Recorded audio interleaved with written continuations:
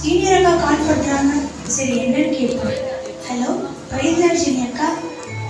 Price லார்ட்மா, நல்லா இருக்கியா?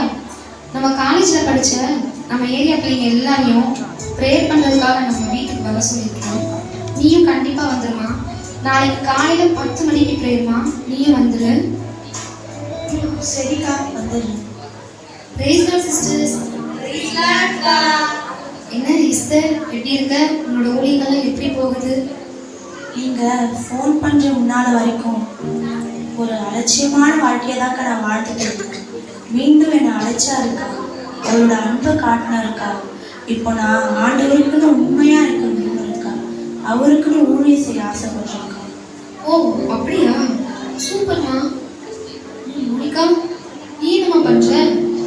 ஏன் பண்ணுறதா இருக்க? நான் என்னக்கா சொல்கிறது, பைபிள் காலேஜ் முடிச்சேன், என் ஃப்ரெண்ட்ஸ் கூட சேர்ந்தேன். அவங்க பண்ணுற எல்லா விஷயமும் நானும் பண்ணேன்க்கா. அதெல்லாம் பண்ணும்போது ரொம்ப சந்தோஷமாக இருந்துச்சு. அப்புறமா தான் தெரிஞ்சது எதுவுமே நடந்துருந்தேன்க்கா. எல்லாமே சேர்ந்து ஒரு இருளுக்குள்ள வெறுமையுமே தள்ளிடுச்சுக்கா. பாவத்துக்குள்ள சிக்கிட்டேன். ஒவ்வொரு முறையும் செய்யக்கூடாது மற்றும் முயற்சி பண்ணேன், முடியல. வாழ்க்கையை வெறுத்துருச்சு. இனி நான் எப்படிக்கா பயன்பட போறேன்? சுத்துல ஆட இருக்கா, நீங்க கூப்பிட்டீங்கன்னா நீங்க கூட பண்ணுவேன். இதெல்லாம் நான் கண்டுக்கவே மாட்டேன். என்ன பண்ண தெரியல. என்னம்மா இப்படி சொல்றேன்? பைபிள் காலேஜ்ல ஆண்டவருக்காக எவ்வளவு வாஞ்சியா இருந்தேன், எவ்வளவு அழகா ஊழியம் பண்ணேன். இப்ப அந்நியமான உலக காரியத்துக்கு போயிட்டு சொல்றேன். அழைக்கப்பட்ட ஒவ்வொருத்தரையும் தடுக்கிறதுக்கு பிசாசு பல கண்ணிகளையும் வலைகளையும் விரிக்கதான் செய்வோம். நாம தான் ஜீவ வசனத்தை பிடிச்சிட்டு வெளிச்சத்துல நடக்கிற பிள்ளைகளா இருக்கணும். இந்த குறித்த ஆண்டவர் வைத்திருக்கிற தரிசனம் இப்பவும் மாறல. ஆண்டவர் உங்ககிட்ட கேட்கறது, ஏன் பின்மாற்றத்துல போனேன், ஏன் உலகத்துக்குள்ள போனேன்னு இல்லை. அவர் விரும்புறது மனம் திரும்பிய உன் இருதயத்தை மட்டும்தான். அழைத்தவரின் அழைப்பு இப்பவும் உன்னை பின்தொடர்ந்துட்டு தான் இருக்கு. உன் பாவத்தை விட்டு அழைத்தவரை பின்தொடர்ந்து போகும். உன்னை நிச்சயம் பயன்படுத்துவார். விழுந்து போன சிம்சோன் மனம் திரும்பும் போது அவனை பயன்படுத்திய அதே தேவன் நிச்சயம் உன்னையும் பயன்படுத்துவார். சோர்ந்து போவார்.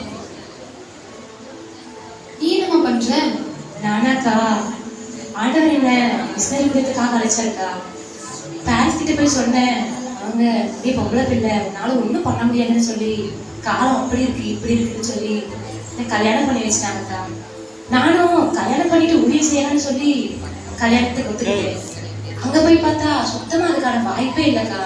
அங்க மாமனாரு மாமியாரு பிள்ளைங்க கணவன் வாழ்க்கை 4 செவத்துக்குள்ளேயே ஆடிட்டு போச்சுக்கா. எத்தனையோ பேர் கல்யாணம் பண்ணிட்டு ஊழியம் பண்றாங்கக்கா. ஆனா எனக்கு அது கொடுத்து வைக்கலக்கா. பாஸ்டர்ட்டு போய் சொன்னேன். அவரும் நீ பொம்பளமா, உன்னால ஒன்றும் பண்ண முடியாதுன்னு சொல்லி ஒதுக்கிட்டாருக்கா. ஆண்டவருக்குன்னு ஊழியம் பண்ண நினைச்சா பொம்பளை பிள்ளையா பெருந்தே கூடாதுக்கா. நம்மளால ஒன்றும் பண்ண முடியாது இல்லை. நீங்க சொன்ன பிரச்சனை எல்லாம் உங்களுக்கு மட்டும்தான் வந்துச்சு நினைச்சு, எல்லாருக்கும் வரக்கூடிய எனக்கும் வந்துச்சு. ஆனா நான் இன்னைக்கு ஊழியத்துல நினைச்சு நிக்கிறேன்னா அதுக்கு காரணம் தேவனோடு உள்ள உறவு தான் என்னை நினைச்சு நிக்க வச்சது. இயேசுவை பார்த்த பேதுரு மூழ்கி போகல, சூழ்நிலையை பார்த்த பேதுரு தான் மூழ்கி போனான். அதே மாதிரி தான் நாமும் பல முறை சூழ்நிலையை பார்த்து பார்த்து மூழ்கி போய்கிட்டே இருக்கிறோம். சூழ்நிலையை பார்த்து மூழ்கி போவாங்க, அலட்சியத்தால் விலை போய் பின்மாற்றமா போய் அடைத்தவரை ஏமாற்றாரு. ஆமாவி, என்ன சொன்னீங்க? பெண்களா பிறந்தா பயன்பட முடியாதான்? ஆண்டவர் தான் நம்மளை படைச்சாரு. அவர் தான் நமக்கு கிருபைகளையும் வரங்களையும் தாழ்ந்துகளையும் கொடுத்தாரு. ஏன் நமக்கு முன்னால பயன்பட்ட பெண்களே இல்லையா?